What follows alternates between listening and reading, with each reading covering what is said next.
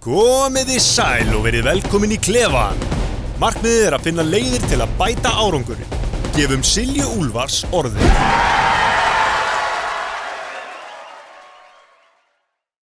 Sigrún Haraldsdóttir eigandi Happy Hips. Hún með tíma þar sem hún blandar saman bandvefsnutti, hreyfiflæði, teygjum og slökun. Ég hef fylgst með henni lengi og nýtt mér bara hellingskrafta hennar. Reglulega skoðaði ég kennaranámi hjá henni því að mér finnst það mjög áhugavert og ég hef farið með íþróttafólk til hennar. Ég hef oft hvatt fólk til að fara í svona tíma eða til hennar eða í bara Foamflex tíma til þess að læra að rúlla og recovera því að oft erum við bara að gera eitthvað en það oft bara miklu betra að fá bara sérfræðinga í verkið og kenna og læra. Þannig að ég var voðalega glöð þegar hún vildi koma og fræða okkur aðeins meira þetta og bara, hvað gerist í líkamannum. En sjálfsögðu áður en við byrjum, þá verður það auglýsingar. Lengjan, það leikur sem hægt að tippa á úrslit íþróttaleikja og rennur hagnaðurinn til íþróttahreyfingarinnar á Íslandi, sem náttúrulega bara geggjað. Hvetja til að kíkja á Lengju appið. Auður sparnaðarreikningurinn sem þú varst bara klálega að leita af. Þú getur bara sótt appið og byrja að spara. Það eru nokkra leiðir, bundin, óbundin og margt fleira og vextirnir þeir svo sannarlega verðlauna þig. Endilega kíkt á auður.is. Hafið fiskvislun, 100% nammibúð íþróttafólksins með frábær gæði og mikla fjölbreytni. Það ég vil tek svona nokkra típur þegar ég fer þangað því ég bara langar að smakka allt. Hafið með 2 verslanir í Hlíðasmára og Spönginni. Og Nutrileng Gold hjálpar einstaklingum með styrleika og brakiliðum en Nutrileng smyr og mýkir liðina og aðstoðar við að byggja upp brjóskið upp aftur. Ég hveti til að prófa og velkomin einnig að senda mér línu ef þú vilt vita meira. Já, og þeir sem að horfa, þá eru þau kannski hissa, hér einnig auka aðili, hún Beina, þetta Beinagrind sem situr milli okkar Sigrúnar, verður velkomin. Takk. Hvað, þú ákvað bara að taka með leiningest? Já, hún í rauninni fylgir mér svolítið svona, út út þegar ég að tala eitthvað bandvefinn og það sem ég að gera. Þannig að hún var líka, þetta var svona mín stóð að stytta í COVID, þannig að við erum svolítið nánar þar. Einmitt, þú varst með tíma mitt online og ég var nú að mæta þar. Já, það var mjög áhugaverð tími, en það var nóg að gera hjá mér. Já, sem bara frábært.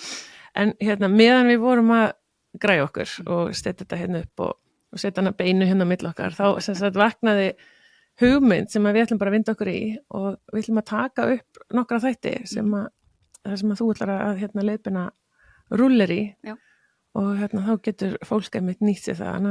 Það kemur bara vonandi fljótlega og allir geta bara nýtt sér það. Já, ég held að það væri bara frábært og þá getur við kannski skipt líkamannum svolítið upp. Já. Og líka bara tekið fyrir kannski svona þess stóðkerfis vandamál og svona, hvernig þetta að vinna í því. Já, ég get til í það. En herðu, eigum við þá ekki fyrst að læra bara svolítið á þetta og ég hveti ykkur til þess að hlusta vel í dag og svo getur nýttir þetta og þá þættina sem að koma skal. En það hægt að horfa á þetta líka í vídeo á bæði YouTube og líka á Spotify. En vindum okkur í þetta. Hvað Happy Hips? Happy Hips einn æfingakerfi sem að ég bjóð til, hvað komið 13 ár síðan. Ég jógakennari og var að kenna jóga og mér fannst það svolítið, mér fannst það eiginlega bara ótrúlegt hvað var rosa mikið stífleiki kringum mjaðmirnar og mikið af bara svona, einföldum oft jógastöðum, bara eins og jafnvel bara sita upprétt eða fara í lótustöðu eða eitthvað átti fólk mjög erfitt með. Ég fyrir rétt úr mér. Og þá fór ég svona pínu að hugsa bara, jógaði fyrsta lagi út frá mjaðmannum. En svo kynntist ég þessari aðferð, þessi bandvefsnutt eða oft náttúrulega kalla bandvefslósun líka.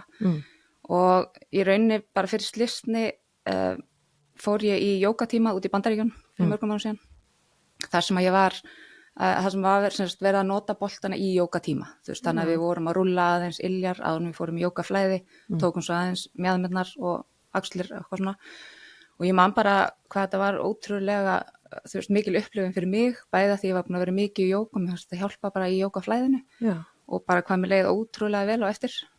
og þannig ég kynnti sér rauninni þessu æfingaformi sem heitir Role Model Method sem er sem sagt kennt út í Bandaríkjunum, fór út og lærði það og út frá því fór ég svo að búa til þessa Happy Hips tíma þar sem ég blandaði saman jóga, í raun bara öllu því sem ég er búin að læra í jóga og svo að setja bandusnuddu með og svo hefur þetta bara í gegnum árin þróast svona í alls konar, ég fyrst núna meira með hreyfiflæði og djúpteygjur og þannig að bara svona, þetta hefur svona svolítið þróast í gegnum árin, en þannig byrjaði og þetta þetta var eiginlega djók í byrjun að kalla þetta Happy Hips en þetta var eiginlega út frá þessu bara að mér fannst allir verið svo stífir í kringum með mér en svo bara einhvern veginn festist þetta Nei, mér finnst þetta er líka svona þú veist, þú manst þetta nafn sko, Happy Hips, en mér langar samt að bæta við út af því ég er mikið að þjálfa íþróttafólk og hlaup að bara svona heads up íþróttafólk, það hleypur engin hratt með stífa með mér það er bara ekki að fara að gerast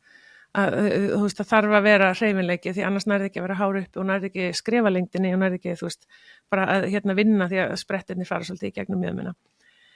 Þannig að hvet ykkur klárlega til þess að gera þetta og ég ætla að segja við gamla fólkið að við stífnum svolítið í mjöðmunum og það er svona sest svolítið þar.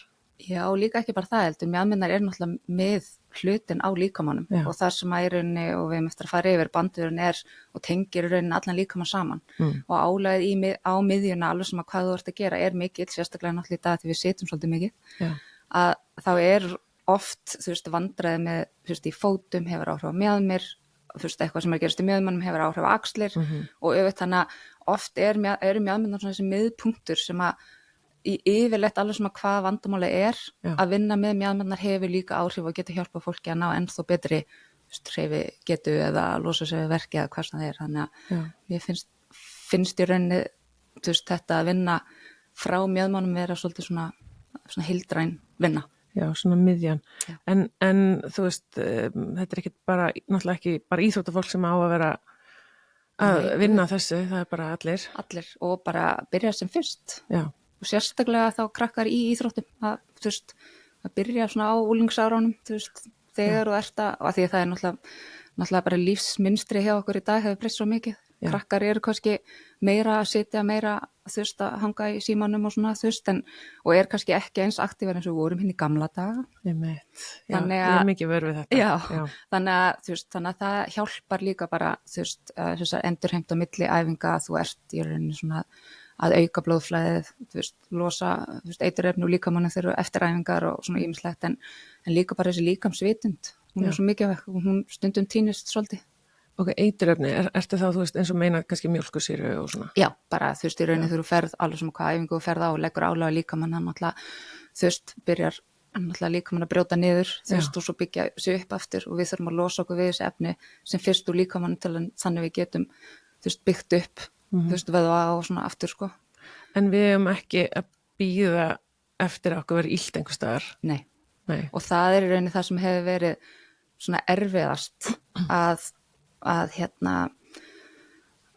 fá fólk til þess að gera. Ég er náttúrulega, þú veist, bara mínir tímar sem ég er að bjóða upp að þá er ég með, sko, þú veist, það er komið úlingar með foreldrar sínum, stundum einis, og er með alveg upp í 70 og eitthvað ára og íþróttafólk og kyrrsetufólk og þú veist, fólk með verki og þú veist, bara, þú veist, alls konar fólk og þú veist, þetta er rosalega mikið að hugsa þetta líka út frá að við erum í forvörn og það er það sem ég þú veist, er að meina með úlingar eða þú veist, krakkar sem eru mjög aktífir ef þeir byrja snemma þá eru þeir í þessari forvörn, það eru minni líkur að það meiðist, þú veist, þú ert alltaf að fá svo endurheimtun á milli, þú veist, þú ert þú veist, alltaf að byggja upp þessa líkamsvitund og hreyfingin verður betri, það er bara svo mikið sem fylgir þessu, þannig að ég er með mikið af fólki sem kom til mín kannski út af því að það var mjög verkjað, mikið af sjúkraþjálfurum, nuddurum og svona, oft benda fólki á að koma í tíma til mín. En þetta fólk hefur líka lært að, þú veist, þessi forvörn er svo mikilvæg, þú veist, þannig að ég kem og losa mig við kannski verki og þú veist, hvað það er sem ég var að reyna að vinna á, að þau áttu sig á því að, þú veist, nú get ég ekki bara stoppað, af því þá enda ég bara aftur kannski samastað og stundum verri, þú veist, þannig að þau líta á þetta, þú veist, sem að þetta er í rauninni forvörn svo ég fari ekki aftur á sama stað og og ég er með marga sem eru búin að vera hjá mér nokkur ár og mæta þetta í minn 2 viku. Er þetta, finnst fólk þetta flókið? Nei, ekki flókið, þetta er náttúrulega búið að breytast mikið í gegnum árin. Þú veist, þegar ég byrjaði prófaði Foamflex áður en ég kynntist þessu og það var náttúrulega allt með rúllum. Já. Og ég fór að kenna Foamflex, ég fór að læra Foamflex og var með það í stöðunni sem ég var að reka þá og kynnti svo boltanum og þá þú veist, bara upplifði ég allt öðru í vissi vinna því að það var dýpri bandusnudd, við náðum í dýpri lög bandusins og og svo náttúrulega bara líka bara það að tólið sem við erum að nota til þess að nudda hvort sem er rúllur eða boltar eða hvað, að ef það er of hart til dæmis, að þá erum við alltaf að vinna á móti því sem við erum að gera, þegar við spennum okkur á móti þegar við erum að nudda. Við nuddum of hratt og þá myndast spennuviðbrigði í bandvefnum að því að bandvefurinn vill fá mýktina og til þess að hann slaki.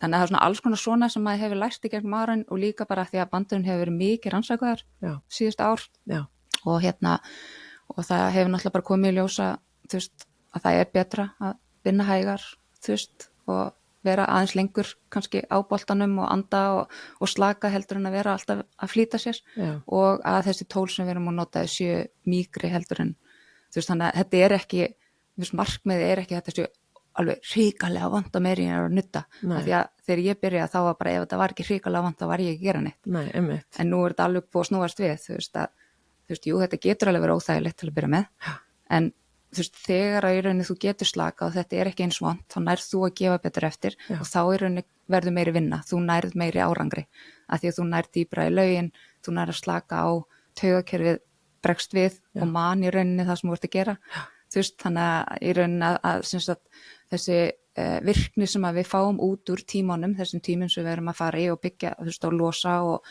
fá meiri, þú veist, blóðflæði á staðinn og vökvaflæði, að það eða þú veist, endislengur í rauninni, út af að taugakerfið líka að vinna með okkur. Þannig að þessi breyting verður í taugakerfinu.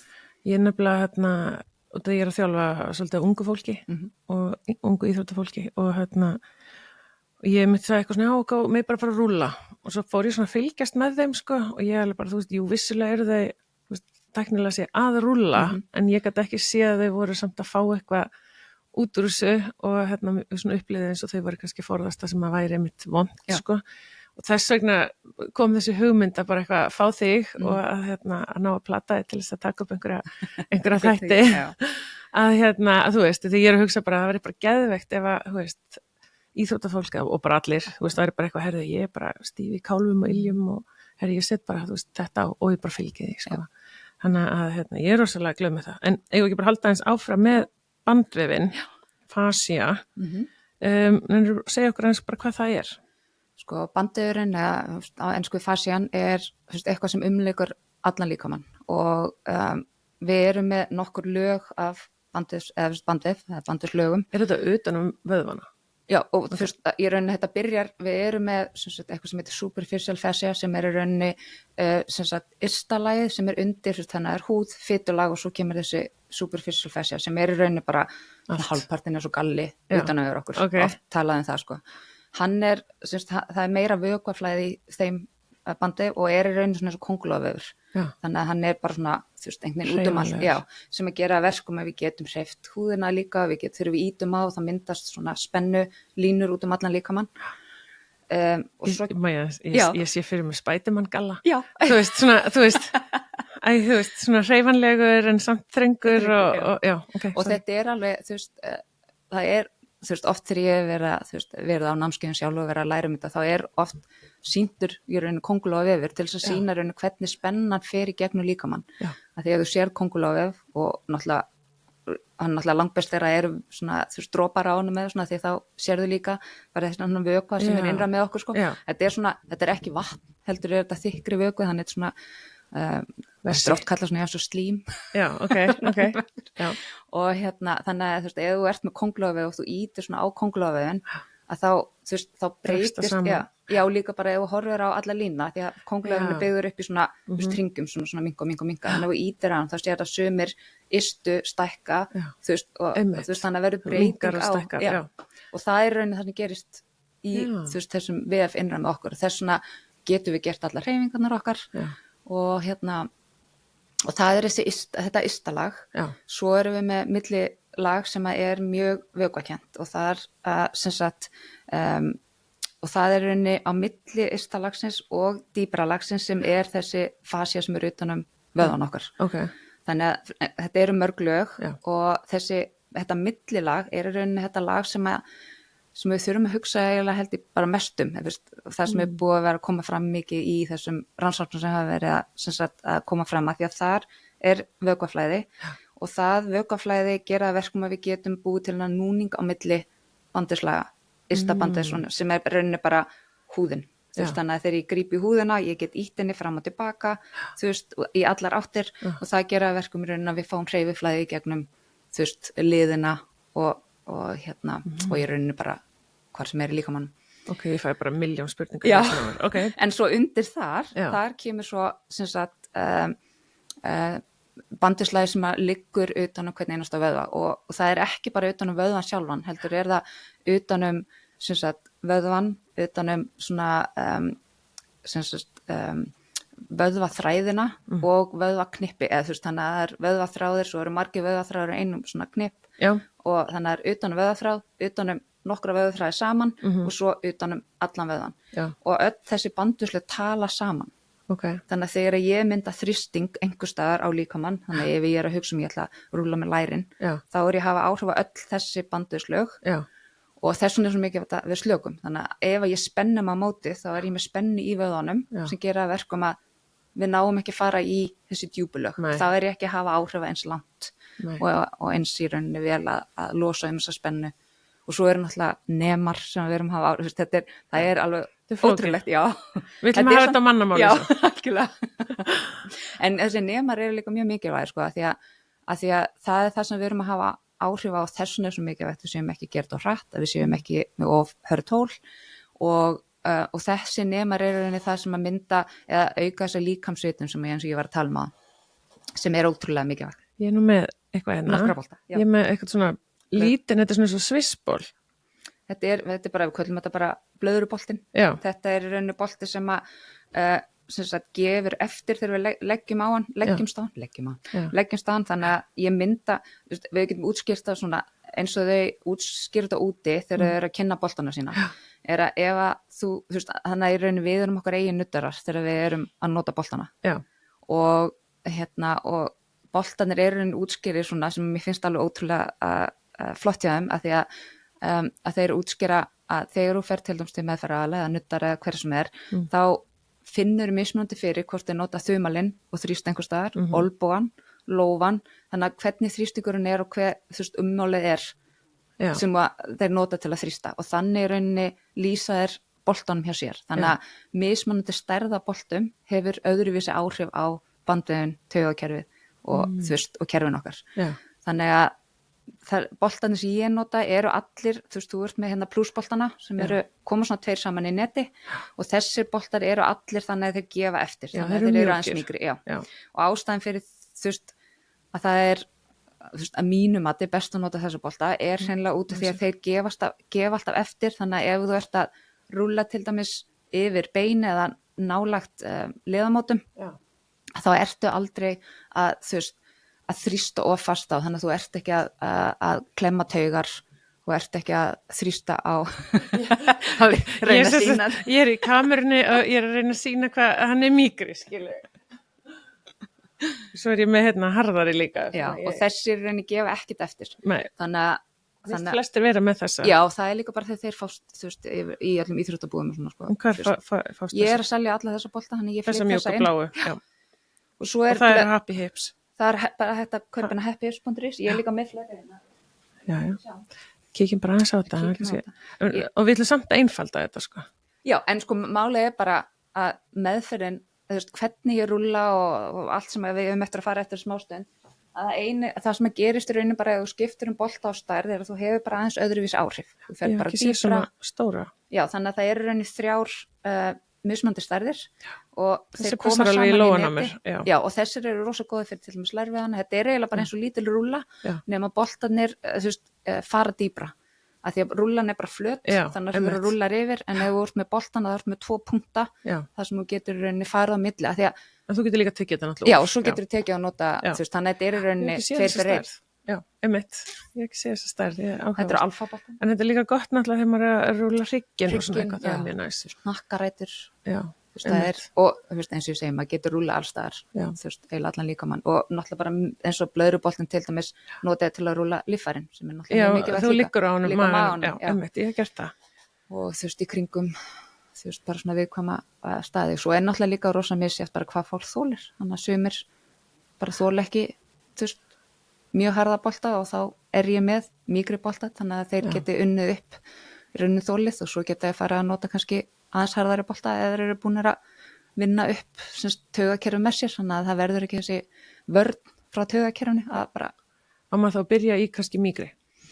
Já, ég myndi segja það sko, bara prófa þess áfram. Ég er búin að fara í fullt af íþróttalegum og ég tek alltaf mína bláu bolta með. Já. Og sem kallast plusboltar. Já, plusboltar. og ég hef alltaf fengið sömu viðbrigðin þegar þau sjá boltana fyrst, að þeir taka upp boltana, íþróttafólkið, kallmenn og kvenmenn, og byrja eitthvað svona að kreista það og bara alveg, bara áttu ekki harðari bolta. Og ég er alltaf bara, nei, bara býðið aðeins þá til að við byrjum að vinna, því ég er að vinna aðeins öðruvísi heldur en þeir eru vanir að, eða vön að vera að rúlla. Og svo byrja ég á tíman og það er bara undantekningalaust að þeir eru bara, hvað er í gangi? Nú er ég búin að rúlla í mörg ár, ég hef aldrei fundið fyrir að ég get farið svona djúpt, að því ég náttúrulega stoppa, anda, spennast, þannig ég er með alls konar aðferðir, og það er það sko. Og ég vil þetta alltaf þegar ég var með þessum íþróttalegum, þá var bara eftir kannski 10 mínútur og þá var ég alveg, já ok, ég er með harða bolta, vil ég skipta? Og það var alltaf bara, nei takk. Nei. Þannig að einmitt, maður þarf að prófa sig vantilega áfram, en einmitt, ég held kannski að íþróttafólk sé bara svolítið búið að læra eins og maður eigi að vera með þessa hörðu og en svo eru líka til einhvers staðar bleikir, þeir eru samt aðeins mýkri. Já, það er til, sko, svo er náttúrulega líka það sem að því ég var að tala um þessu lögbandusinn, þannig að ystalega bandusins sem sagt, og við viljum náðunum þessum núning á milli þessa banduslaga er að, þetta er eitthvað triggerpunta eitthvað, alls konar. Flest allir eru með stóran póka tólum sem er, og stundum hefur fengið fólk með póka sem kemur tími, getur kent mér að nota eitthvað að þessu. Ég er náttúrulega bara, ég er með bolta. En þú veist, hvað sem mikilvægt er þetta, þú veist, og það sem að þú náttúrulega segir, þú veist, það gildir fyrir alla, en ég ætla samt að vera með fókusin svolítið á íþróttafólk, sko. Þú veist, hvað sem mikilvægt er þetta fyrir svona hreyfanleika íþróttafólks að vera að vinna með bandvið.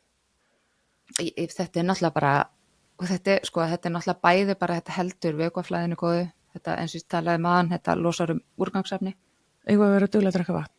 Já, auðvitað. Þú veist, eitthvað svona ákveð mikið, eða ef við drekkum lítið vatn, þú veist, verður þessi fasíur og það bara þotnar upp, eða? Já, og sko málið er líka bara bara vatnsdrykkja er ekki nóg. Nei. Við þurfum líka að beina vökunum inn á rétta staði og það er raunin það sem við erum að gera þegar við erum að nota boltana og svona, við erum að beina vökvaflæðina á réttan stað, þú veist, hvort sem það er blóðflæði, þú veist, svo eða vökvi, þú veist, bara þessi millifrumu vökvi sem er alls staðar á milli, að við erum að halda honum, sem sagt, að það sé nóg aðnum það sem hann á að vera, þannig að við séum með, þú veist, þennan núning. Og það sem ég ætla að tala um á hann er bara þegar við vorum að tala um vöðvana, er að við erum með þetta bandið utan hvern einasta vöða. Þessir vöða, eins og við tölum bara um lærvöðan, við erum með 4 vöðva hérna í framæður og læri. Þessu vöðvar liggja allir þétt upp ykkur annan og þeir eru allir með sitt verkefni, þú veist.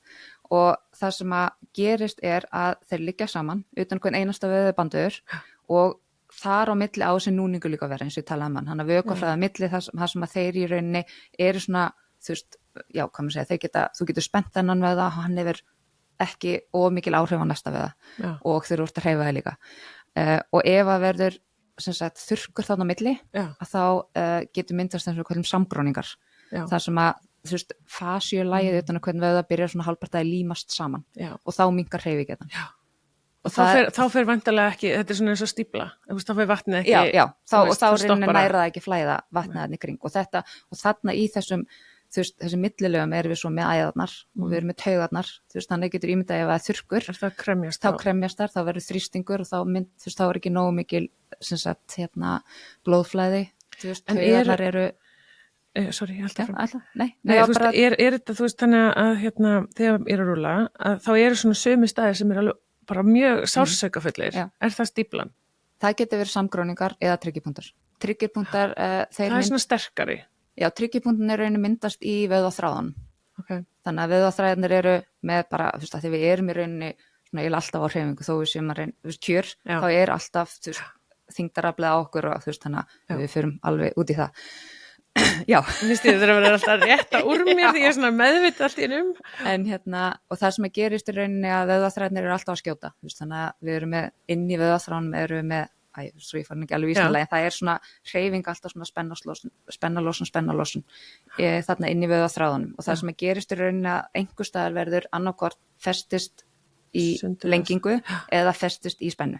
Okay. Og þegar það gerist að þá verður þessi spennalosun, þá breytist hún og svo verða, þú veist, þræðir nálægt, stoppa þeir líka. Já.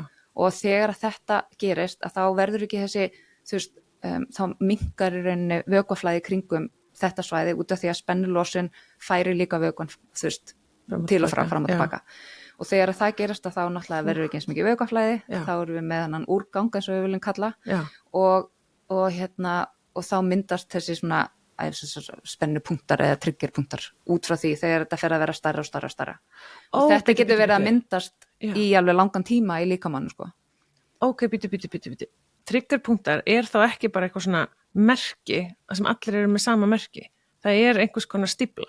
Já, það verður einhvers konar, þú veist, einhver ruglingur í rauninni. Þess vegna finnum við þessa triggerpunkta hjá sumum en ekki allir. Já. Og það er bara... Það var hvað ég vitlaus. En það er og það er, sko, ég menna eins og í dag, þá er náttúrulega búið að vera rannsókn ýmislegt og það er, þú veist, ýmsar síður þar sem þú getur séð hvar á flestum í vöðum tryggjupunktna myndast oft. Já, oftast svona, oftast á saman, eða svipuðum stað og það er oft rosalega góð svona leið til þess að bara hjálpa sjálfum sér, þú veist að ég get séð að, þú veist, mér er illt hérna, það getur verið þess og þessi tryggjupunktur sem hefur áhrif á. Tryggjupunktni getur verið, þú veist, virkir, þú veist, þannig að virkir tryggjupunktar eru þannig að leiðni punktar, þannig að ég get verið með boltan og vera að nutta á öxlinni en ég finn verk alveg niður í bak eða annar punktur niður í baki sem að svona ég finn fyrir þegar ég er með boltan á einu stað, þá er þetta svona leiðinni punktar og þá er þetta svona punktar sem að í rauninni tala saman, hann að spennan er búin að lengjast í rauninni. Þú veist, þú er kannski næmari, kannski ekki nuttari, en þú veist, getur þú fundið þegar hann tryggja, þú veist, þú getur fundið það bara með puttunum. Já, þegar yfirleitt ef þú ferð yfir og ég menna, þú veist, nuttarar náttúrulega geta mjög vel fundið þetta, þegar þeir þekkja líka munin á hvað er þurrkur og ekki þurrkur og hvað eru punktar og ekki punktar. En þetta eru bara svona hnútar, og sumir finna jafnvel fyrir sér, þeir eru bara sita á gólfinu og eru kannski eitthvað að hreyfa sig og fara, þú veist, nutta í rauninni rassaðan bara á gólfinu og þá allt í henni finna bara, hérna, þú veist, og þá er hann bara orðin það stór og þú þarft ekki einu svona að þrýsta, þú veist, inn að vöðvaþræðunum til þess að finna því að þetta er alveg merkilegt, sko. Ok, sko, mitt svona epiphany, ég veit ekki hvort það sé rétt orð, hérna akkurat núna er sem sagt að, þú veist, ég farið til mjög margra nuttara og sjúkraþjálfara og allt þetta og svo kemur oft eitthvað svona, hér er punktur, þú veist, finnur þetta?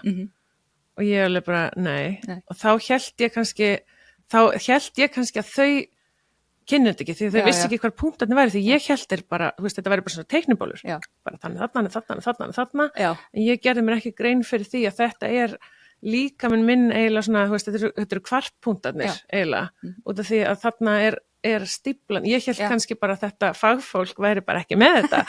Þannig að ég svona, svo er alveg mjög algengt, þú veist, ég er líka með, þú veist, með þeirra bekk og stundum finn ég og eins og þú segir, ég segi finnur þetta og það finnur ekkert almennilega fyrir þótt ég þrýsta á það hreyfi við því, en ég finn alveg það er eitthvað að byrja að myndast, þá er í rauninni bara ekki komin þessi svörun fram. Og svo náttúrulega bara fólk þekkir að líkamann sinn misvel og misilla og bara svona bæði vegi íþróttafólk að þið eigið að þekkja líkamann eitthvað vel, því að ef þið þekkja líkamann eitthvað vel þá er miklu auðveldara fyrir ykkur að, þú veist, ég ætla að segja, fá leiðbeiningar til þess að bæta sig. Já, og líka bara geta, og það er það sem að mér hefur fyndist vera svona, hvað maður segja, fólk finnst, þú veist, það ná meiri árangri í að koma til dæmis í tímana til minni eða vera, þú veist, ég er líka með fólki enga tíma og kenna þeim í rauninni, þú veist, og gefa þeim myndbönd og svona, en það sem að fólk talar oftast er að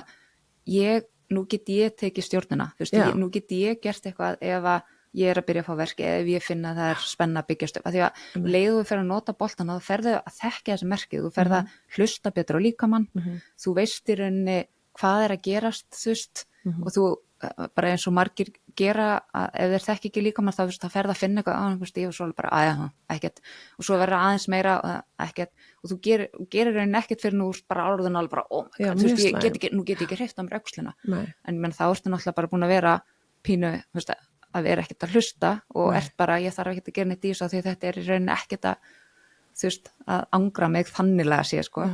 En hversu ung ætti, þú veist, íþróttafólkið að vera að byrja að spá aðeins í þessu? Ég meina, þú veist, við erum náttúrulega, þú veist, mér finnst bara að fólk ætti í rauninni aðeins bara kannski að læra þetta sem fyrir, og íþróttafólk sérstaklega ætti náttúrulega bara að byrja aðeins að vinna með þetta bara eins fljótt og þau treystu sig. Ég hef verið með krakka alveg niður í 12 ára og ég hef farið í íþróttalið, ég hef farið í fimleikafélög, júdó, þú veist, ég er búin að fara í mikið af alls konar, þú veist, íþróttum eða liða og bara að kenna þeim og mikið af einmitt, og sem ég fannst alveg dásanlegt að mikið af þessu eru einmitt þessir úlingar, þessi yngri krakkar og þeirra svona þjálfararnir hugsuðu einmitt þetta, þú veist, það er rosalega mikið verið að vinna með bandin, að vera að tala, þú veist, þetta og rúlla og svona, en við viljum, þú veist, í rauninni kenna þeim réttu aðferðina og ég rauninni hvað eigum að gera hve oft, þú veist, svo kemur alltaf þessi spurning líka, þú veist, hvað ég að gera mikið, hve oft, þú veist, og það er náttúrulega, þú veist, ég get alveg leiðbent fólki með það, en þetta er rosalega mikið, þú þarft að hlusta á þinn líkama, hvað er það sem ég þóli, sem er oft svar sem að fólk vill ekki fá. Nei, einmitt, en þú kannski gæti líka kannski skipt líkamannum við. Já, ég menn það er ekkert mál, skilur að kenna fólki að rúlla, hvernig átt að gera það svona, en þetta með, þú veist, hver ofta að ég gera þetta, hvað ég gera þetta lengi og allt þetta, þú veist, það er ágætt að byrja á einhverju stað sem ég yfirleitt gef fólki, þú veist, vertu svona lengi, taktu þetta og eitthvað svona, en svo er þetta rosalega mikið bara upp, við þurfum að hlusta á okkar líkama, þú veist, að því að sumir, þú veist, eins og oft íþróttafólk, þú veist, það er ég að kenna hvernig þú getur rúlla áðurinn frá æfingu til þess að reyna að hita upp. Ættu að gera það alltaf? Já, ég meina, eitthvað rútína, já, þú veist, og það er misjætt hjá hverju meinum að því að sumir eru, þú veist, ég þarf alltaf að rúlla kálfana því að hann stífna svo upp á æfingu, þá er gott að rúlla hann sig var hann illir og kálfa. Sumir eru bara, ég festist alltaf í meðmónum og ég er alltaf svo stífur eftir, þú veist, æfingu, að þá myndi ég alltaf taka aðeins rassvöðuna og eitthvað aðeins með mér. Þú veist, þannig að, en svo misjætt að ég er kannski með 3 einstaklinga sem að allir að kvarta, þú veist, undan mjöðmum, ég kenni sama, þú veist, rúllið sem er alveg, þú veist, allir geta nota eða þú veist, þessi 3 geta nota, en það er kannski misjátt hvað hver og einn getur rúlla lengi án þess að fer, og það hafi góð áhrif, af því að ef við rúllum of lengi, að þá getum við farið að letja við það og þá erum við ekki einn sterk, þannig að við þurfum í raun að finna okkar, þú veist, hver lengi get ég.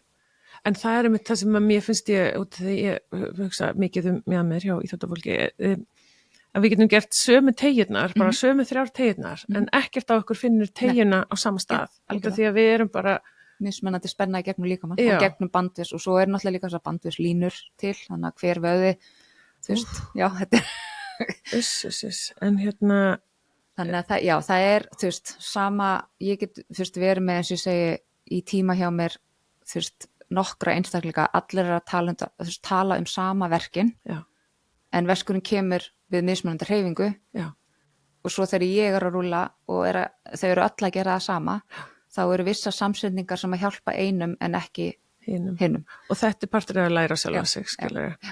En hérna, en ég, Unnar Helgason var hjá mér daginn, osteopati, og ég fór með son minn til hans og búin að vera með verki í rassvöðva, kemur í ljós að hann bara hafði ekkert notað haminn, hann var bara ekkert að virka, sko, og bara út af einhverjum öðrum meiðslum, en þarna sem ég var svo fyndið því ég var að horfa á hann vinna að hann, að þú veist, hann byrjaði alltaf inn að vinna í öxlin á hann.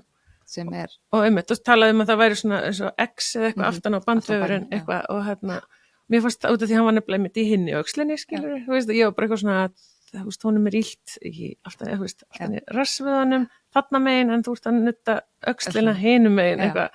Mér fannst það einmitt mjög áhugavert og þá einmitt fór ég svona eins að, Ég eftir að læra meira, sko, ég finnst þetta mjög áhugavert. Og þetta er í rauninni það sem er mikilvægast, mér finnst alltaf mikilvægast að fólk áttur sig aðeins á því að það sem verkurinn er ekkit endilega vandamálið. Nei.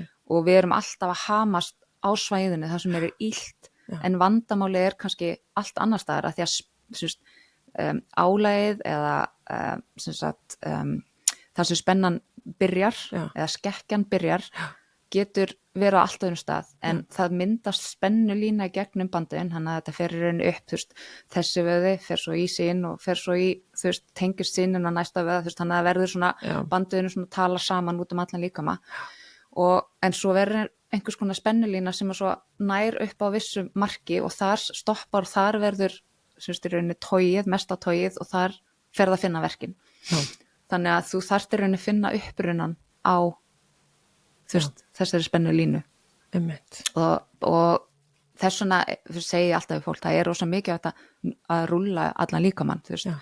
Ég var einu svona alltaf með tíma þar sem ég var á 2 ári í viku og á 3 tók ég alltaf efribúk og 5 tók ég alltaf neðribúk og þú gast skráði annarkvort báða dagana eða bara einn og oftast fekk ég kannski fólk ég með vandamál, ég ætla bara að skrá mér í neðri partin eða ég með axla vandamál, ég ætla bara að skrá mér í efri partin og svo fór það átt á sig á því alveg, það er ekkit bara nóg að vera að rúlla hér að því að stundum fór ég aðeins upp í mjóbaki þegar ég var að rúlla neðri partin og þá átt að segja, akkur er ég að finna svona mikið fyrir hér þegar ég kom svona frá mjöðminni og eins og þú segir í mörgum tilfellum þá er ég er að dreipast í hægri mjöðminni en svo erum við að taka efribúks vöðvana eins og í kringum brjóstbaki og kringum herðablöðin og þú leggst á boltan þar og þú fær bara stingandi verk niður í frá vinstri öxl niður í hægri mjöðum og það er bara þá þarf það náttúrulega að vera að vinna þar líka þannig ekki nóg að vera bara á staðnum það sem að verkurinn er.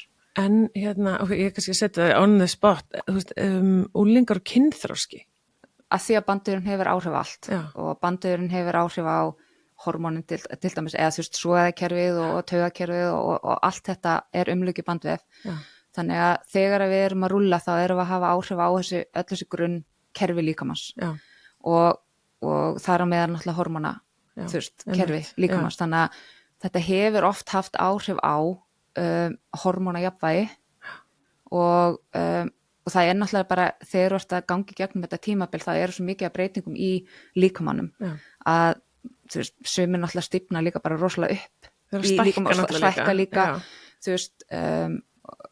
og náttúrulega það sem gerist náttúrulega þegar þú ert að stækka að ef þú væri til dæmis, við myndum bara nefna ef þú væri að rúlla, það væri alltaf að auka vökvaflæði, þú ert alltaf að næra öll kerfin og þá stífnar kannski ekki eins mikið upp á þessu tímabili og eins og segi bara að hafa áhrif á þessu hormónijafnvægi er náttúrulega líka mjög mikið vegt á þessu tímabili og þetta er náttúrulega misjafnt náttúrulega hjá stelpum og strákum líka. Já, en en þetta að þau séu að stækka hratt ég veit ég eitthvað ímynda mér að þú veist, það náttúrulega kemur svo allt einhvern tímann svona vaxtakippur og eitthvað, þannig að einhver er kannski minni í smá tíma að þú veist og svo stækka þau hratt og þá náttúrulega bara svolítið stífnar oft vöðvarnir og eitthvað, þú veist það sem getur líka, og oft fylgir svo líka verkir, fólk finnst kallum þetta vaxtaverki til dæmis og það sem við getum verið að gera er náttúrulega að vera, þegar við erum að rúlla á svona, þá erum við að næra allt kerfið, þannig að við erum alltaf að setja vökvann á rétt svæði, við erum alltaf að dreifa, að blóðflæði sé að fara og næra vöðvanna og vefinn og allt saman og við erum að taka eins og segja allir þessi úrgangsefni úr þannig að þessi flutningar á þessum efnum í gegnum líkamann er líka rosa mikilvægur og það liggur allt umluki bandið líka þannig að þetta er ekki bara það er rosalega algengt og þetta byrjaði yfirleitt þannig að við vorum að hugsa vöðva þegar við vorum að hugsa bandurslósun og rúlla og allt þetta en við erum að hafa áhrif á öll kerfi líkamans, öll grunnkerfin okkar og við erum að hafa áhrif á stress og streita hefur áhrif á líkamann okkar og það er allt út af að því að í raunubandurinn einhvern veginn hefur áhrif á allt saman. Spætumangallinn. Algjörlega. Þannig að tilfinninga, það í rauninni allt sem hefur áhrif á bandvefinn og ég held að líka út af því að heimurinn orðum svo hraður og við erum bara, taugakerfið okkar bara ekki nógu sterkt til þess að höndla allan þennan hraða í kringum okkur. Nei. Og líka kyrrsutu sem að hefur líka fyllt þessu öllu saman. Þannig að líkamann okkar náttúrulega búin til að gera við sig sjálfur, en hann hefur mist svolítið þessa getu, eða hann næri ekki að fylgja öllum þessu hraða og þessari kyrrsetu og allt þetta, þannig að þetta, bandusnuttið og þessi mjúka hreyfing, vinna á endurheimt, þetta hjálpa líkamann að fara í svona eðlulegu vinnu, að gera við sig sjálfur, að halda búskapnum góðum. Þannig að þetta ýtur undir það að við erum bara að hjálpa líkamann að vinna vinnuna sína, ef við getum hugsað það þannig. Já. En út af vorum að tala triggerpunkta á þann, þegar ég finna einhver ítir á triggerpunkta þá fæ ég alveg svona sting, stundum líður mig bara eins og að sé bara hnífur eða eitthvað, í vöðvanum, sko. Hvað á ég, þannig ef ég er að rúlla og ég finn þennan djúpa sting, skilur, hvað á ég að gera?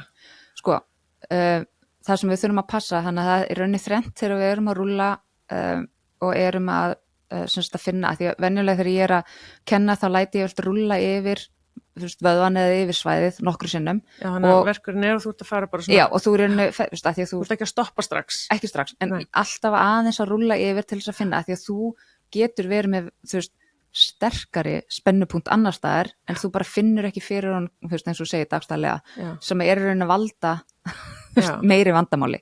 En þannig ég bið fólk bara að rúlla yfir til dæmis allan veðan og stoppa það sem að mesta spennan liggur. Þannig að þetta svæði sem að yfirleitt útskýrir þetta, þannig að þetta er yfirleitt punktur sem þú vilt helst ekki stoppa á, en þú veist að hér þarf að vinna.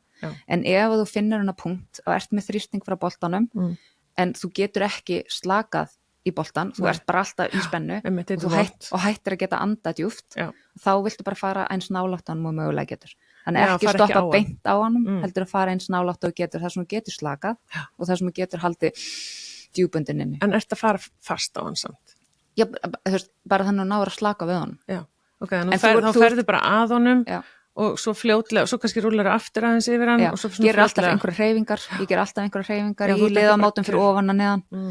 Þú veist eins og ég var að taka lærveðan, ég tek alltaf lærveðan fyrir en bara svo öll, að þá til dæmis myndi ég rúlla yfir eitthvað svæði, skipti kannski lærveðanum með tvennt, rúlla yfir allt svæðið, segir fólki svo stoppa á stærsta spennupunktunum, slaka þar og það er til meðferð sem heitir spenna slaka, þannig að þú spennir upp við hann og svo hægt að róla andara frá og slakar við honum og þá ertu raunin að hjálpa við honum að sleppa spenninni, þá ertu að tala við þess að boltanum. Já, og leiðu og slakar þá stundu kemst eða þá dýpra, þannig að það dýpri áhrif. Svo myndi ég til dæmis segja að maður beygja hné, hælli átt rass og anda frá og fóturinn aftur niður og þá er í rauninni að lengja og stytta vöðan og ég er að mynda hreyfingu sem að rauninni þessi vöðu hefur áhrif á liðamótin fyrir ofan eða neðan. Mér finnst framan og læri verður bara æðislegt. Bara svæði djöfulsins, mér finnst það ógeðslega vond. Það er eina svæði sem að ég bara vil helst ekki snerta, sko. Já, svo er náttúrulega líka bara það sem er, að þegar þú ert að rúlla framhaldlæri þá þarf að halda þér uppi. Þú ert að íta, þannig að þetta er svo mikið vinna fyrir líkamann. Já, mér finnst það bara svo vond. Og sérstaklega þegar ég færist nær hnjónum. Og flest allir náttúrulega finna það, að þeir eru að flýta sér að gera þetta, þú bara rúllar hratt yfir og svo stoppar og og yfirleitt, að því ég er náttúrulega búin að vera með marga í tímum hjá mér, búin að kannski vera hjá mér í 4 vikur eða eitthvað og svo er alveg náttúrulega bara duglega heima að rúlla og svo bara, eftir 2 mánuði þá er að koma aftur, já nei, ég gefst upp bara eftir, örfár mínútur af því að ég get ekkit verið svona ögu þegar ég er heima og það er enginn að segja mér að halda áfram. Nei. Þess vegna við að gera svona tíma. En þegar ég var til dæmis að spretta þá fannst mér alltaf mestu mjólkusýruna neðst, næst hnénu svona og eitthvað, þá sá ég alltaf fyrir mér, það væri svona skítur öðna og þá var ég að reyna að nutta það og rúlla það, dropinn sem er hliðin á hnénu, hann bara fylltist bara hjá mér. Mér hugsaði ég alltaf bara, það er skítur öðna, ég þarf að ná því úr svo það hjálpi mér næstu æfingu, sko. En sko það sem maður náttúrulega má heldur ekki gleyma er, og það er það sem ég hef verið að vinna mjög mikið með bara síðustu ár og það er þessi grunnkerfi líkamans sem er taugakerfið og svoðakerfið, þá helst. með náttúrulega stóð, þannig ég er með námskeiðsemdi núllstilla líkamann, þar sem ég tala bara þar sem við erum að vinna með taugakerfi, svoðakerfi og stóðkerfi. Þessi kerfi hafa svo mikil áhrif á stóðkerfi, þannig að það oft talað að þegar einhver með verki og að fara að gera, allar að fara að vinna með líkamann og að þá byrjum við að vitlausum enda. Við byrjum að fara beint bara í verkin og nutta vöðvan. En við þurfum líka að hugsa hvernig taugakerfið mitt, þetta kannski taugakerfisvandamál og eins og heimurinn hann í dag þá mjög oft að taugakerfið bara svo upptrekt að við erum farin að finna fyrir verkjum, það mikil bara og oft þetta svona, við köllum þetta oft svona fasíuspenna, taugaspenna í líkamannum meira heldur nokkuð tíman þessi vöðvaspenna og þá þurfum við að hugsa að við viljum þá að vinna aðeins mýkra, grinnra, þannig að við viljum vinna í þessum svæðum bandið það sem að taugarnar og það liggja sem ystalagið og ekki nutta eins djúpt niður í vöðvan þannig að þá nota ég oft blöðruboltana því að þá höfum við meira minni áhrif niður í vöðvalögin og erum meira í þessum ystulögum og þar líka soðakerfi og ef þú ert íþróttamaður og hugsar ekki soðakerfi að þá náttúrulega ertu ekki að hreinsa jafnvel og þessi eiturefni og svona út úr líkamannum. Hvað soðakerfi? Soðakerfi hluti bara eða þetta semst hluti af vökvakerfi líkamanns. Þetta hérna þegar ég fæ brunasár? Já. Ok, kannski skrítið. Þá kemur svona glærvökvi. Nei, ok. Já. Nei, soðakerfi við erum með sogæðar út allan líkamann. Já. Og við erum með eitla út allan líkamann. Og þetta hreinsikerfi líkamanns í rauninni.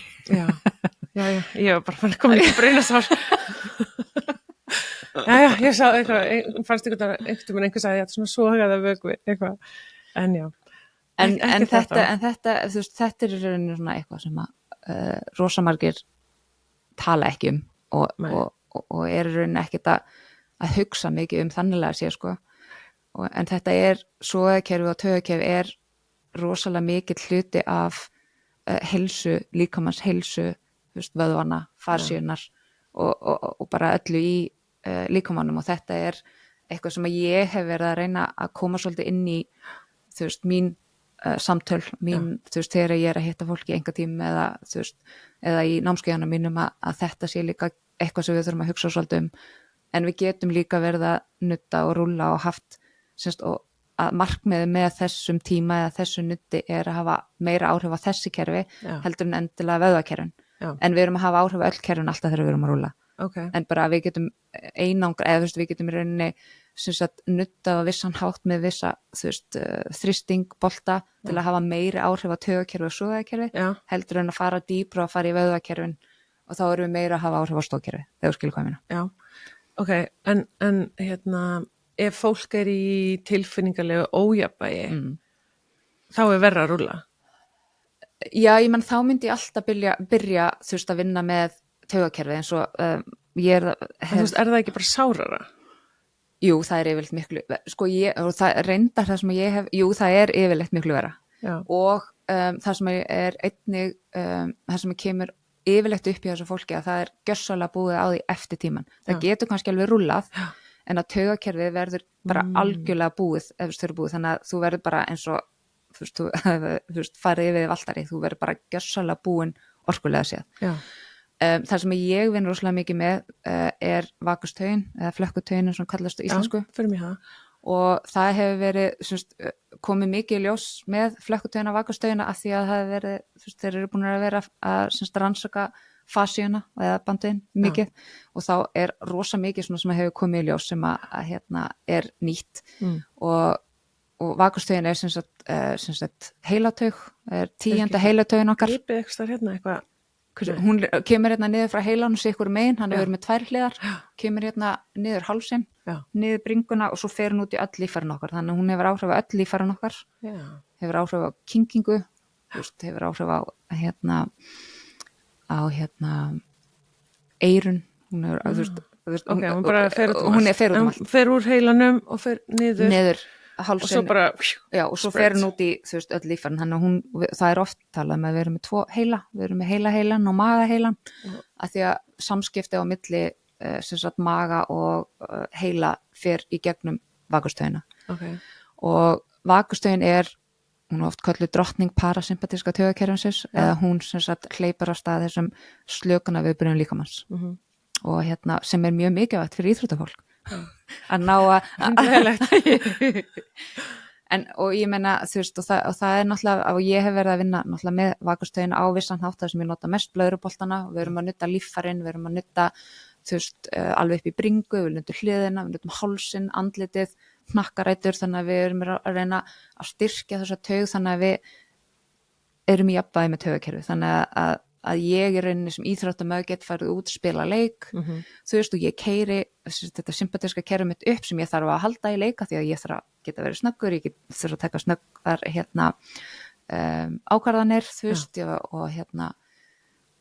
en svo þegar það er búið þá þarf ég líka að vera með hann að hluta taugakerfinu virkan þannig að ég fái þessa endurheimt á eftir þannig að taugakerfi rói mig niður það verður endurheimt, þú veist, hjartað slær hægar og ég nái endurnæri búskapin í líkamann og þetta oft gerist ekki en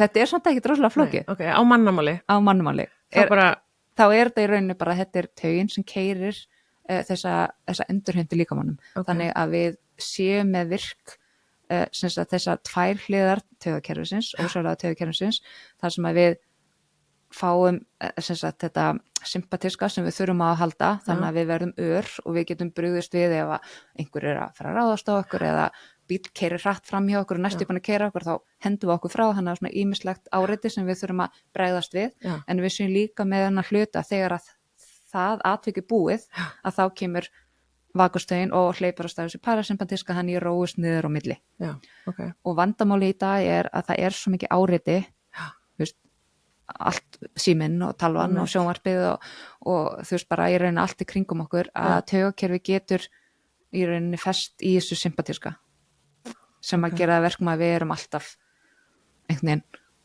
veginn og við náum ekki að fá þess að hvíld á milli og náum ekki að næra taugakerfið og við virkjum hana með því að við getum gert það, eða veist, ég gera það með öndun nutta, þannig ég legg álag á svæði vakustaugar til þess að styrkjana, bara eins og ég færi ræktina og ég að lyfta, þannig að leggja álag á vöðvana sem að svo styrkjast í hver skipti sem ég sem ég lyfti og ég sem sagt vinna með sem sagt blöðruboltana, þannig ég legg álag á svæðið, ég anda djúpt hann inn og þannig hver skipti sem við erum að vinna þá erum við alltaf að vera að styrkja áhrif hennar, þannig að hún geti í rauninni bara kikkað inn og orðið virk þegar við þurfum á hana að halda. Ok, mér langar að bæta við, ekki bæta við, mín tilfinning er þegar ég hef fitnað, þá finnst mér verra að rúlla og fara í nudd. Mér finnst bara, þegar ég er með meira fitulag, þá finnst mér það sárara. En þetta getur líka verið bólgur, alltaf. Já, þannig ég hef ekki fitnað, ég er bara bólgnað. En mér finnst alveg, þú veist, mér finnst bara húðin einhvern veginn vera sárari þegar ég hef eitthvað svona fitulag, auka fitulag, sko, og náttúrulega bara, hef alltaf verið í mjög góðu formi þangað til að ég kannski aðeins fullorðnaðist og fór að gera eitthvað annað. En mér finnst oft bara sárara, sko, að bara svona fölfælt frá mér. En það getur líka, þú veist, það getur líka oft verið, þú veist, að á vissum svæðum líkamanns líka, þú veist, sérstaklega það sem eitlar eru, þú veist, oft undir höku, í kringum brjóstin og svona, að þú veist, þá lítur fólk oft út fyrir að vera alveg með rosa undirhöku eða þú veist, eins og sé, þú veist, eins og bara með fitu, en þetta í rauninni bólgur út af því að eitlarnir eru stíflaðir, ekki öllu, en ég er ekki að segja að það er ekki þannig að öllum, en þetta er rosa að þegar við fyrir svo að vinna, þegar ég býð upp á svoðameðferð, þannig að þegar ég er búin að vera að vinna með fólki smá stund, þá fyrir allt í hennu bara, þú veist, þessi bólga, og þá er ég að tala þegar þetta er hart, þú veist, ef þú ert komið svona En þetta ekki vastlósin líka svolítið, þú veist, mér stundir pissa maður svolítið. Jú, þú ert náttúrulega losaði við vökva þegar þú ert að hreinsa. Og þú gerir það annarkvort með að pissa eða jafnvel að svitna, þannig að ég verið með fólk í eins og svo eða meðferðum sem að allt í hennu finnur að ég svitna miklu, miklu meira. Og stundum verið með þess að vökun, þú veist, aðeins, þú veist, öðru í svo litin. Og það er rauninni bara líkaminn að losa sig við þennan úrgang annarkvort út húðina eða þú veist, í gegnum þagrar. Ég svitnaði aldrei mikið, sko. Aldrei bara. Nei, þegar ég var að æfa, ég bara valla svitnaði, sko. Nei, og það er alveg, já, Já. það er mjög misjafnt. Það er misjafnt. Mér langar líka bara aðeins að þú veist, eins og bara vöðvabólga og svona. Og hausverkur og svona, þú veist, að við erum með beinu með okkur. Já, tjók. algjörlega. Nei, að þú hlýtur að vera að vinna svolítið í því með fólki. Já, og eins og hefur nú reglulega kemur í þessi helsupistlar þar sem vöðvabólga er ekki bólga heldur spenna. Já. Og það þýðir ekki að vera að taka bólgu eðandi töflur þegar þú ert með vöðvabólgu, sem er náttúrulega alveg satt, að það sem við þurfum að þetta er yfirleitt bara spenna í þessum efstu lögum. Þú notar þess að tvo bolta hérna svolítið. Já, ég náttúrulega fer líka í svæði, hérna, ekki bara hérna í hnakkarótum og hálsi, heldur í hérna efst á öxlunum. Já.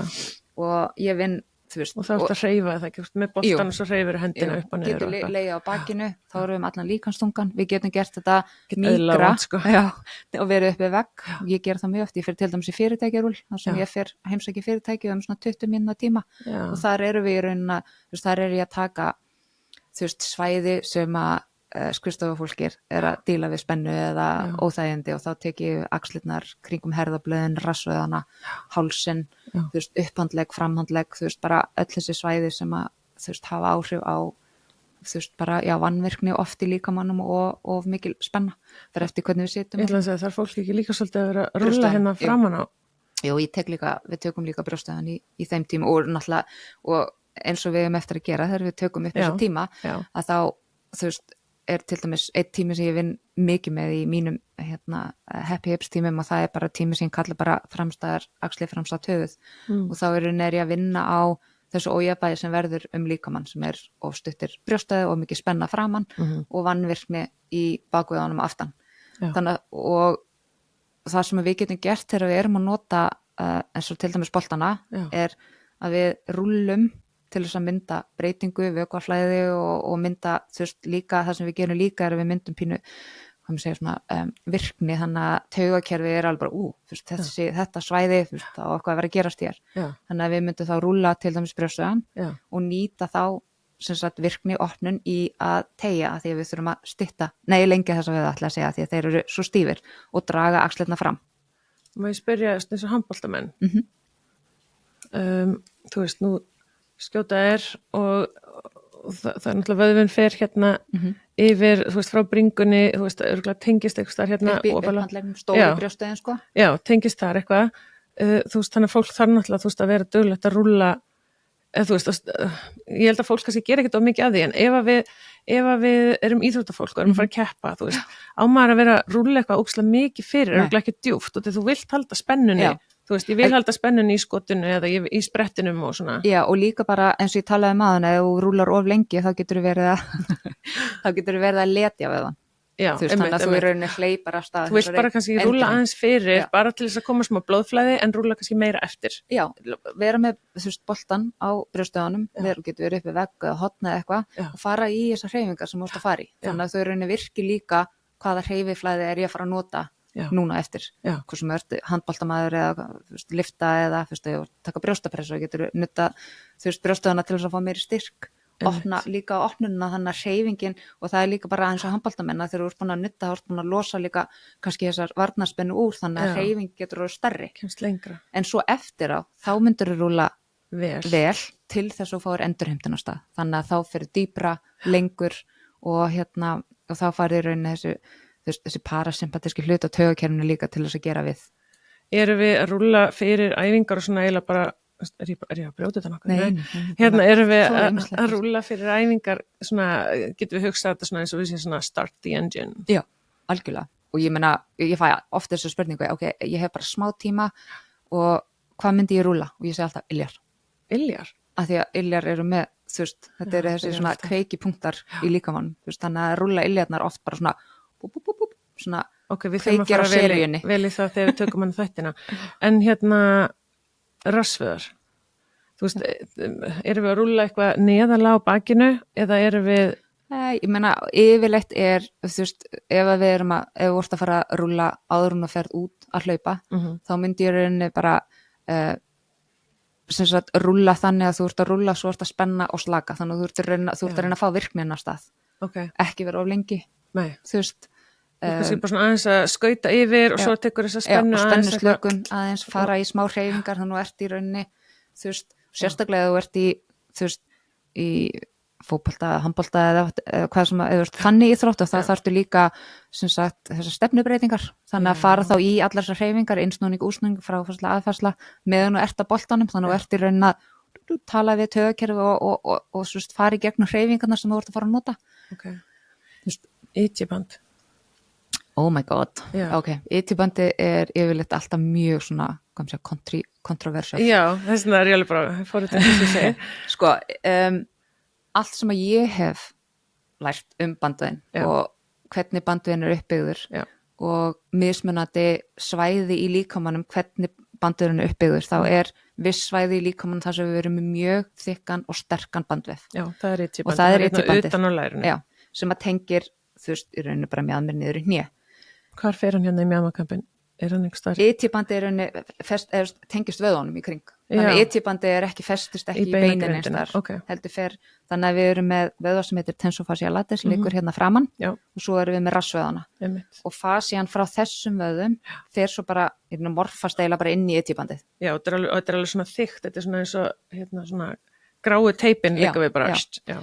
Og við erum með svona mjög sterkt og mikilvægt bandusslag í mjóbakinu sem að heitur thoracolumbar fascia sem er svona svo tígull í mjóbakinu sem er enn heldur þú veist, og þetta eru banduslegin sem að halda sem sagt er að halda okkur upprétt, eru að styðja okkur og við viljum ekki vera að nutta eins og brjálæðingar hér til þess að gera, og það er mjög erfitt að þetta er mjög ég sá einu svona sérfræðing vera raunin að sína hvað bandurinn er sterkur, þá voru þeir búin að krifja lík og búin að taka ítjibandið úr og voru með krók á öðrum megin, ég man ekki hvað þetta var með minni þetta hafi verið eitthvað tonn eða eitthvað sem voru með fast í hinum endanum og svo lyftuðu þessu upp og það rifnaði ekki. Nei, einmitt. Þannig að þetta er mjög sterk og við erum ekki að fara rúlla og losa hann þannig að við það hafi einhver stór áhrif á okkur en ef við erum alltaf að rúlla bara ítjibandi þá erum við ekki að vinna á vandamálinu, þannig að það sem við þurfum að vinna í eru vöðvarnir sem fara í ítjibandi, því að það sem venjulega mesta vandamáli er að þessu vöðvar eru of stífir, þeir mynda spennu sem myndar tóg í banduslögin sem fara svo út í ítjibandi sem myndar svo tóg alveg niður í hné og yfirleitt er þetta hné óþægindi sem að fólk finnur og svo náttúrulega líka bara sársauka í bandi. Ég fæ verk í ítjibandinu og ég svo sem hnéskilina mér er svolítið skrítin, hún fer svolítið út til hliðar sko. Ég myndi helt að tímabili að hún færi út til hliðar sko. Ég átti að ítjibandinu út af því það væri stíft sko. En þetta er náttúrulega myndar tóg, þannig að þetta myndar náttúrulega snúning. En það sem að líka er að ítjibandi liggur náttúrulega hérna hliðinni en sikkur megin við ítjibandin eru vöðvar. Já, og þú vilt nutta þá. Já, og þessi vöðvar eru með bandusslag utan á sér sem að sem sagt tengjast ítjibandinu og þar á milli getur eru samgróningar sem að hefur áhrif á starfsemi vöðvana og líka stífni í ítjibandinu. Þannig er eins og ég vinn með ítjibandi, ég með bolta, 2 í neti og legg það hjá ítjibandinu en boltarnir mynda þrýsting sikkur megin við bandið. Já, þannig að þú ert ekki á bandinu sjálfu. Nei, þannig að ég mynda í rauninni þess að svona, hvað maður segja, svona teygju frá ítjibandinu út í þessu vöðvarnir festast. En þetta er yfirleitt eitt af sársauka fullasta eða óþægilegasta sem fólk nuttar þegar ég hef verið að taka. Og ég nota, þú veist, það er misjátt. Sumir finnst rosa best að vera með litlu. Já, það fer bara aðeins dýpra. Já, ég myndi örugglega nota stóru út af því þá er ég minna á ítjibandinu en þá ertu, þú veist, því þú vilt náttúrulega nutta vöðvana sem eru sikkur megin við til þess að reyna svona aðeins að skapa smá rými. Aðskilnað, og vökvaflæðina milli. Þannig að það er ekki gott að vera með rúllu og nutta ítjibandið. Nei, menn þú gerir bara of lítið annað en að þetta er bara alveg hrikalega vont og þú veist, og þú mynda spennu líkamanna því að þú veist eftir að spenna upp að meðan það er að rúlla. Já, mann er ekki að gera eitthvað sem er vont og gera ekki gagn heldur. Nei, algjörlega. En svo svona ekki vandamáli, en það sem er oft ástæðan fyrir að er erfitt oft að fá fólk til þess að skilja hvað ég er að segja er að þegar þú ert að nutta og ert með mjög harða bolta eða mjög harða rúllu Já. og ég er að reyna að útskýra, skilur þú veist, þetta hefur ekki einn stór áhrif er að svo fæ ég alltaf, já en ég finn alltaf rosalega léttir þegar ég er búin en þá er ég alltaf, þú veist, er hugsun mín alltaf auðvitað er þetta léttir því þú ert búin að vera bara þú veist, með spennu allan tíma sem þú ert að rúlla og hálfpartin ekki anda og þú veist, og svo náttúrulega er að ferða af þetta finnur þú léttir því þú ert alveg bara þú veist, hálfpartin búin á því en oft verður sko eða þú veist, tilfinninginum að verkunum kannski minnkar eða og mér líður betur, hún varir bara kannski 1-2 daga, svo er þetta bara orðið nákvæmlega eins, en það sem er mitt markmið er náttúrulega þegar ég er að hjálpa fólki að nutta, rúlla og þessar hreyfiflæði sem ég er að gera, er að þetta haldi, þú veist, að þetta vari lengur, að þetta sem sagt, að við losum þetta úr kerfinu og þá þurfum við að hugsa öll þessi kerfi, taugakerfi og þetta allt saman, sko. Herði, en teygjur? Já, ég nota, sko, teygjur einar og sér, þú veist, við getum aukið teygjur með að nota boltana. Já, komast þið lengra í teygjurnar. Já, þannig að við rúlla fyrst og fara svo teygjur. Eða það sem ég er farin að nota rosa mikið núna er bolti í teygjum. Þannig að ég er með boltan og svo fer ég í teygjuna. En þá er ég venjulega með mígrubolta, þú veist, þá er ég ekki með kannski minnsta boltan og þú veist að fara djúpt inn, heldur mynda ég, þú veist, þannig að hver skipti sem ég tek boltan og legg hann á einhverstaðar, þá er ég að mynda teygju inn í bandurslögin. Þannig ég er að mynda teygju allar áttir í ystu-lögin og svo dýpra í vöðvalögin. Og svo fer ég í teygjuna líka og þá mynda ég ennþá. Þannig ég er að reyna að auka teygjuna, plúsa ég er sem sagt í þessari líkamsvitund, þú veist að ég er að hafa áhrif á nemana sem að tala við heilan. En hérna hreyfiteygjur fyrir æfingu og hreyfingar og blanda þessu saman er mjög gott, sko. Að rúlla og hreyfiteygjur. Okay. En svona bara kyrrarteygjur, erum við ekki bara í því eftir æfingar eða þú vilt bara alltaf vera kannski meira bara í einhverju hreyfingu?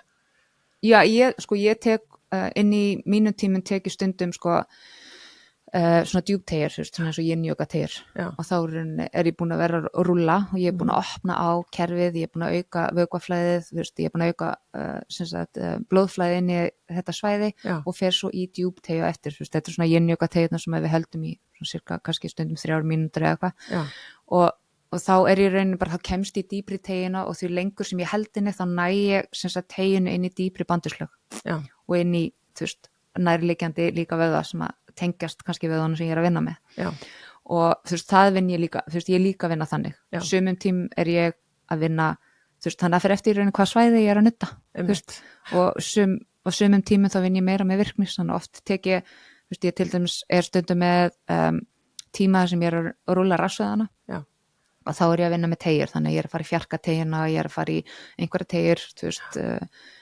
dúfuna og eitthvað með rúlunu, en svo tek ég kannski rassvöðana setna, þá er ég að vinna með virknisæfingar, þá er ég að fara í spenna slaka, fara í hreyfingar þar sem ég þarf að nota einangrólta rassvöðan inn í hreyfinguna, af því að það er misjafnt, sumir eru með vannverka við það og aðrir eru bara með svo mikla spennu og ég þarf að teygja, en það fá allir eitthvað fyrir sig, þannig að þessi sem að þarf virkilega að losa spennu, hann finnur mikið mun á þeim tíma, en þessi sem að ég raunir bara með vannverka rassvöða, hann fyrir meiri fyrir hinnutímanum að því ég er með hóptíma þannig að ég er að reyna að gera eins mikið Er þetta smá svona PNF-teygjur? Er það ekki svona eitthvað? Já, ég nota það líka mikið. Svona eitthvað íta og svo já, þannig ég er í lengingu, ég er í teygju og fer inn í spennu.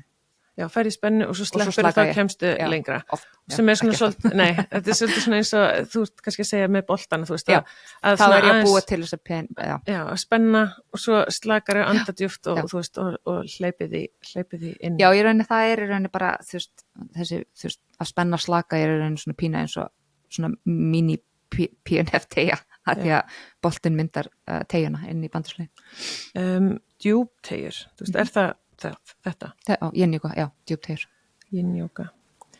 Ok. En þú veist, það er ekki allir sem kalla þetta, tengja þessu jóga, en djúpteygjur er bara að halda teygjunu lengur heldur en viss marga mínútur, þannig að þú náir í stærra lag, þannig að þú veist ekki bara, þú veist, þannig að þú ert að tala um vöðvan, út í sinarnar og jafnvel út í vöðvana sem að tengjast ykkur með við.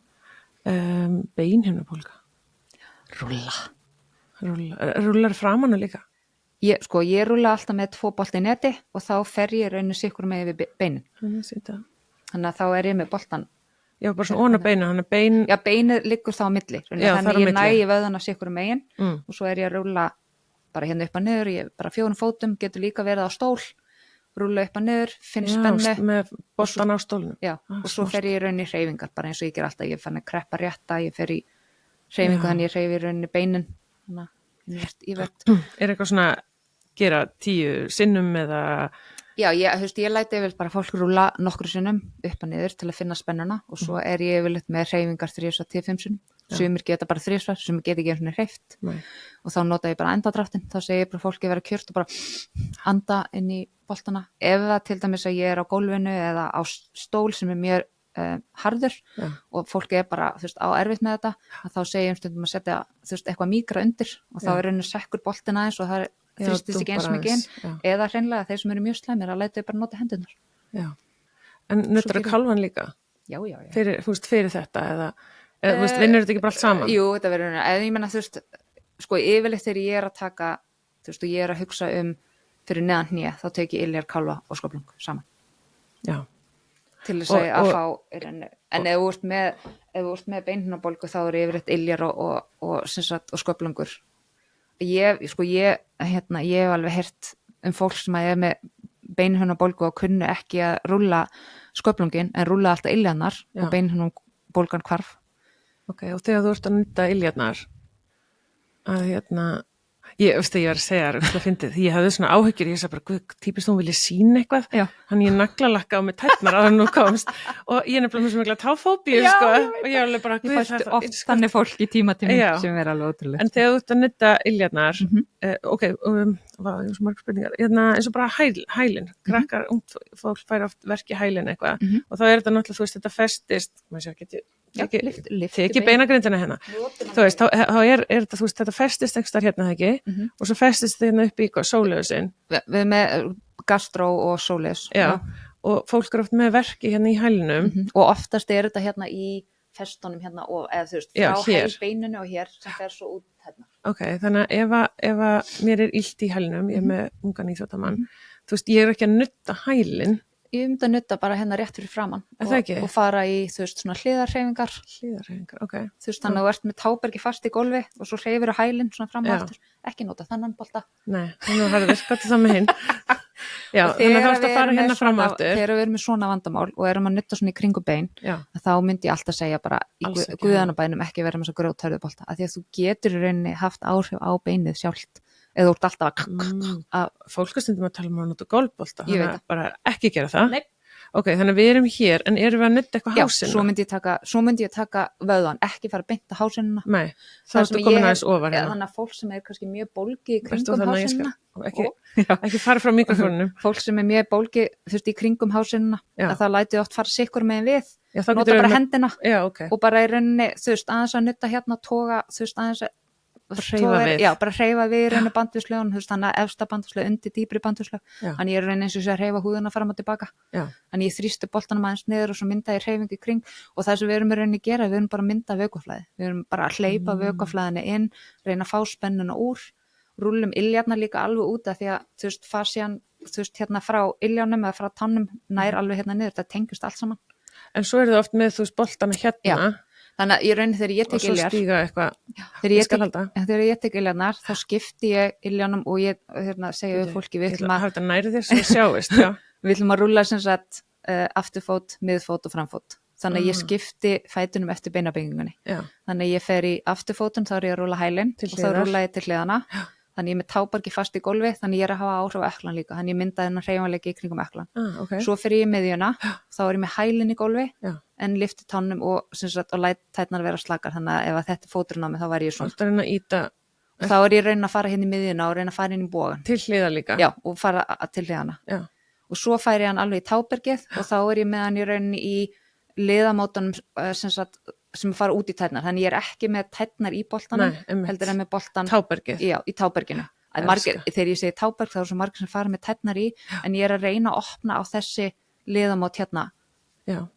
Beinin og sem fara út í tær. Þegar þú ert að hlaupa hratt, þá gerist allt í táberginu. Þú hoppar á táberginu, þú hleypur á táberginu, þannig við þurfum náttúrulega auðvitað að hugsa hugsa vel það, en ferði ekkert fram og aftur? Jú, sko, það sem ég geri er að ég fer fram og aftur bara til að byrja með, bara Já. aðeins til þess að hita upp, en svo er aðalvinnan mín að fara Til í hliðar. þess átt að því að við erum venjulega með of mikið tók, Já. þannig að við viljum í rauninni rúlla í hina áttina til þess að bandurinn gefi eftir.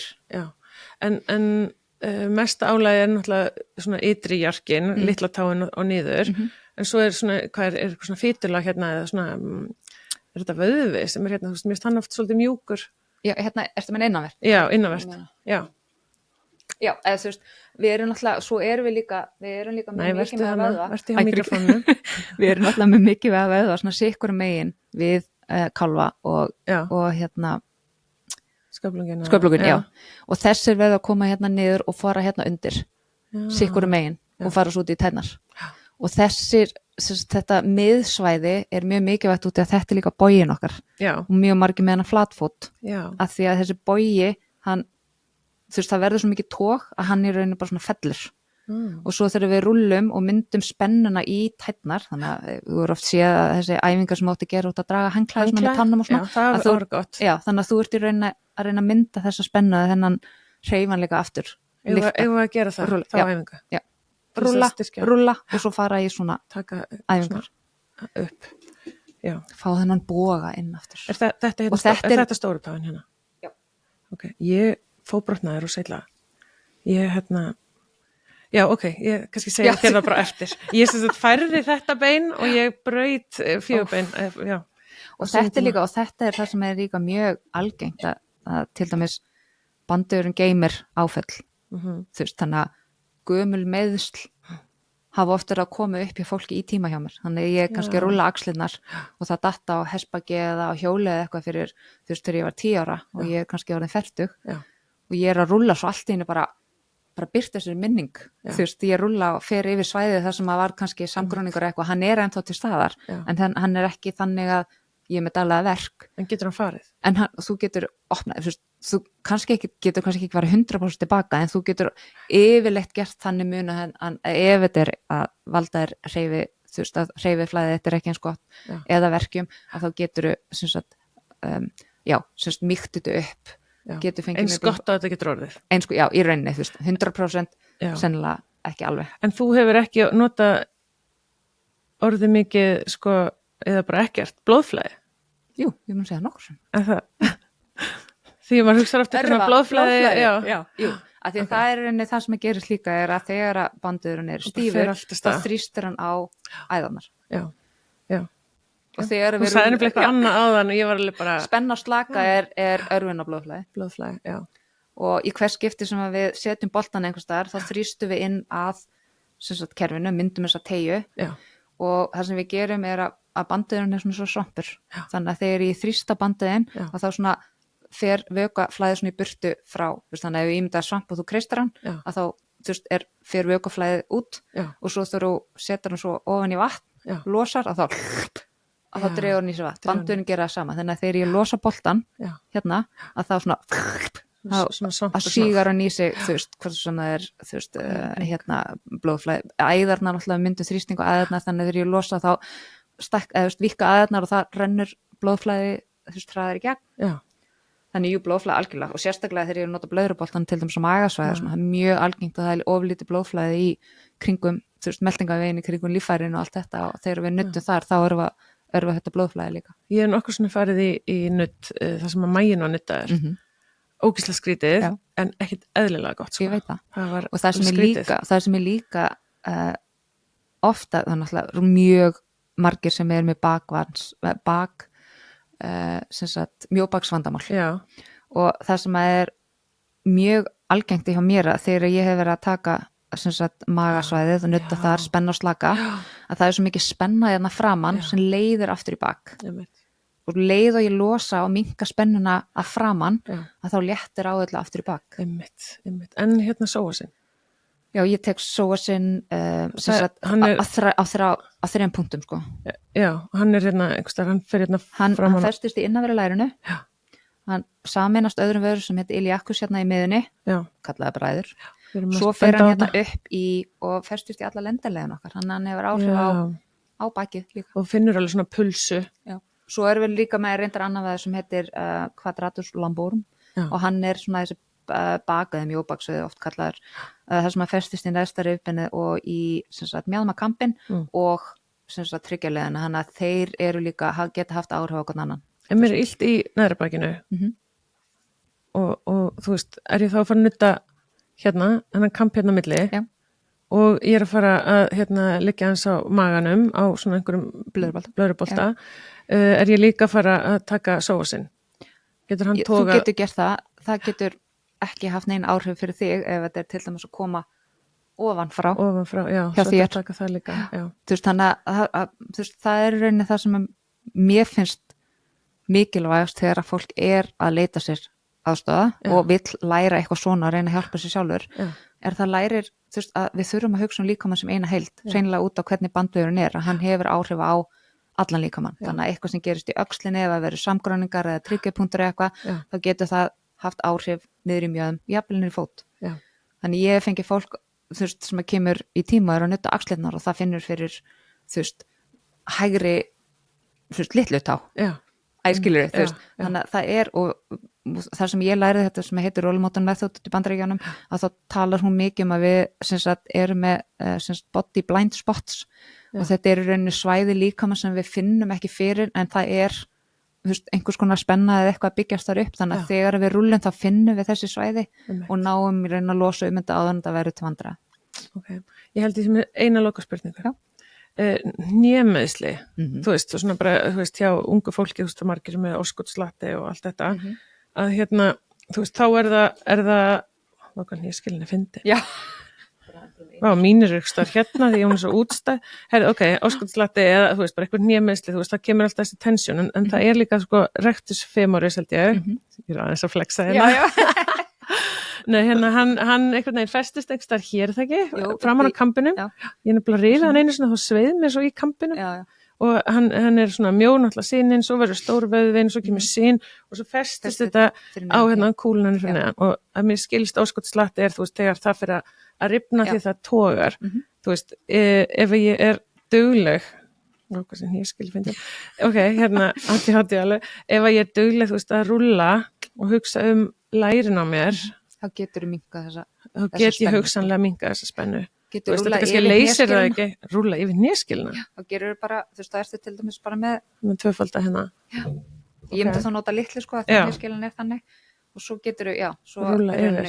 Getur þú rúlla hérna yfir. Þannig ég ger þetta rosalega oft með líka ef ég að taka, þú veist, annarkvort framært lærið, stundum tekið tíma þar sem ég að vinna bara á fremri línun eða þú veist, fremri hluta líkamans og þá ég að rúlla frá sköflung yfir nefskilana og svo fer ég hérna upp læruðan. Frábær plankaæfing. Já. Mjög góð kóraæfing.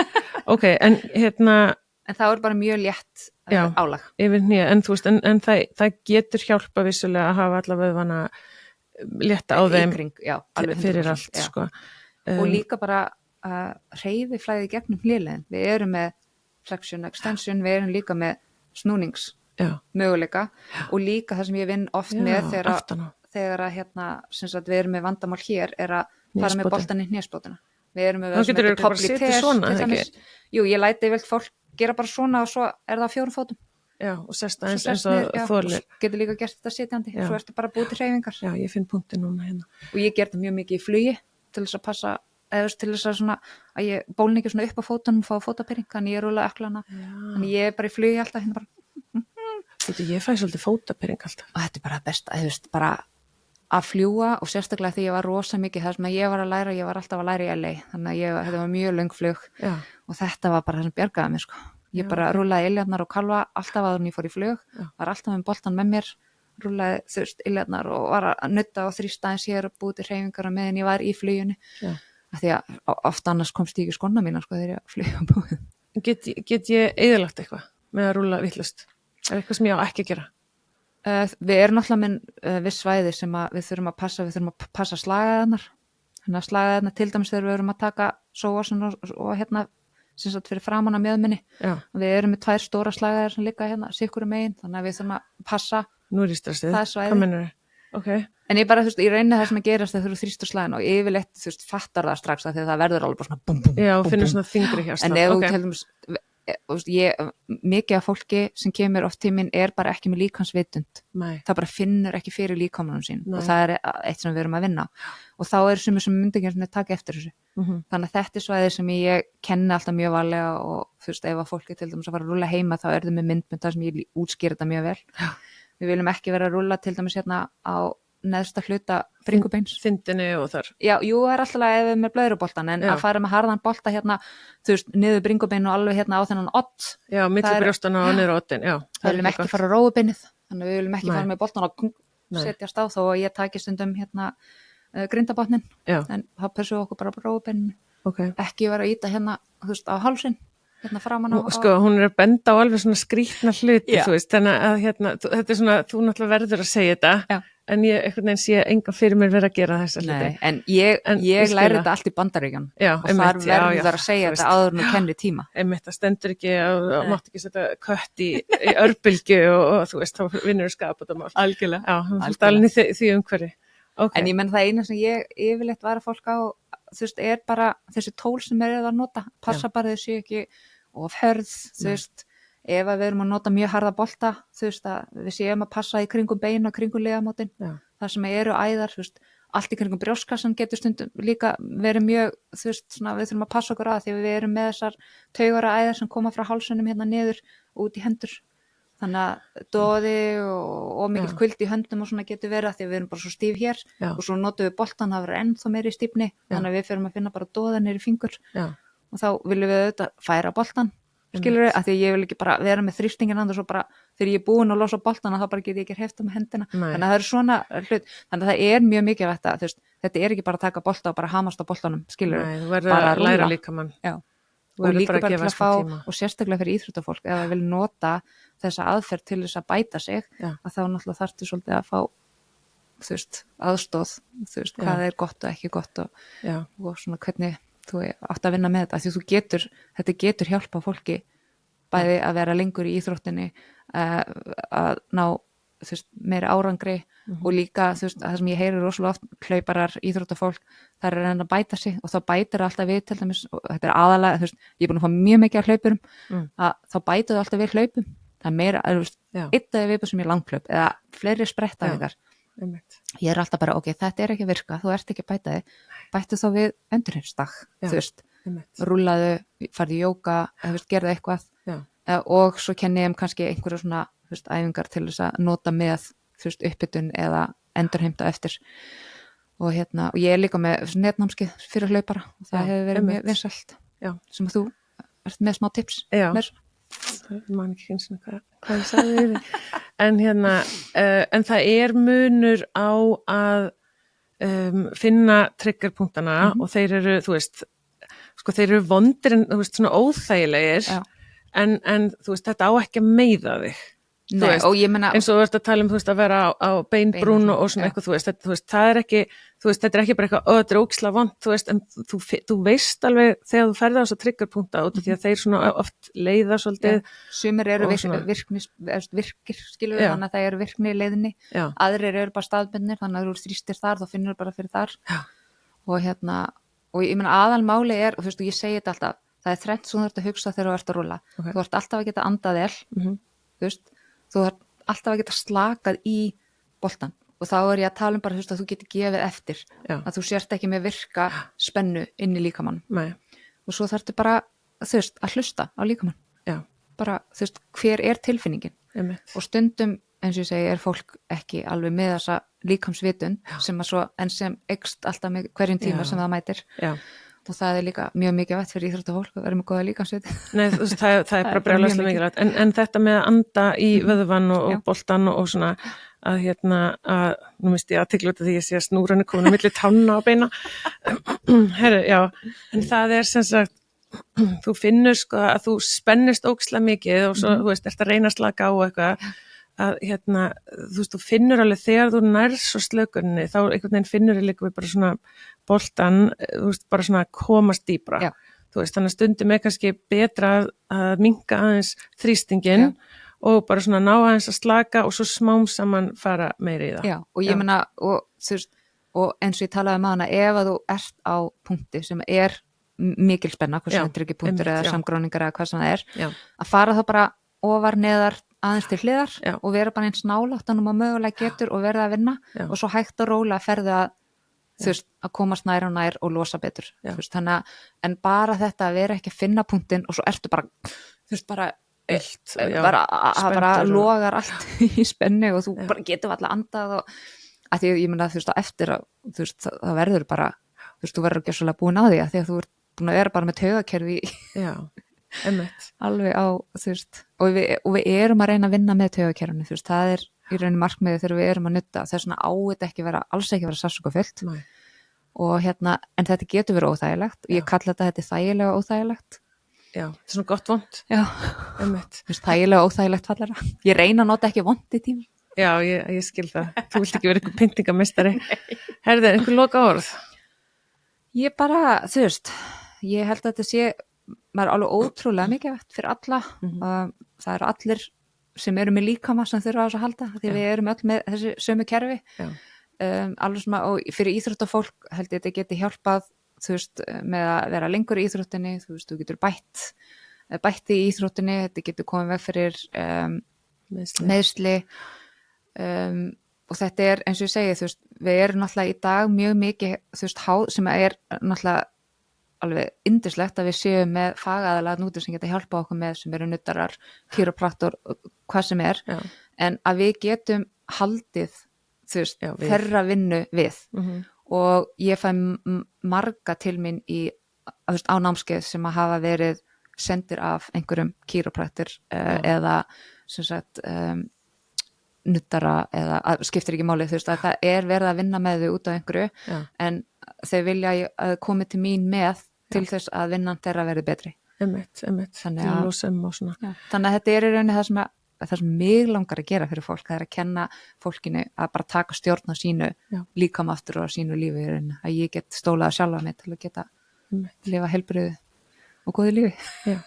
Herri, ég vil hvetja ykkur til þess að kíkja á happyhips.is og þú er með samfélagsmiðla líka, það getur örgulega sendinni skilaboð á Instagram og hérna, mér langar líka svona að hvetja íþróttafólk og foreldra að þú veist bara gefa sér tíma bara saman, þetta er bara svona samvera kannski fyrir þessar íþróttafjölskyldur að hérna bara kynnast þessu svolítið sjálf og hérna að við höfum öll gott að ég að hugsa vel okkur. Já. Og ég hef, bara að því þú segir þetta, þá hef ég farið í íþróttafjölu þar sem að foreldrar eru með. Einmitt. Þetta hefur Ég verið svona- myndi alltaf gera það ef að þegar ég fæði til þess að hitta hópi minn þá myndi ég vilja foreldrarnir kæmi með því að líka því að ég held að það hefur gott að því. Algjörlega. En hérna, takk hérlega fyrir komuna Bara takk fyrir mig. og nú förum við á plönum hina þættina Já. og vonandi bara, þú veist, fylgist þið með og getur notið góðs af að við ætlum að reyna að búa þetta til þess að aðstoða ykkur öll og bara þakka samstarfsaðilum Lengjan, Nutrileng, Hafi, Fiskverslun og Auður og ég bara súpugóðan dag. Takk fyrir að hlusta og gangiði vel að elta þín markmið. Klefinn með Silju Úlfars.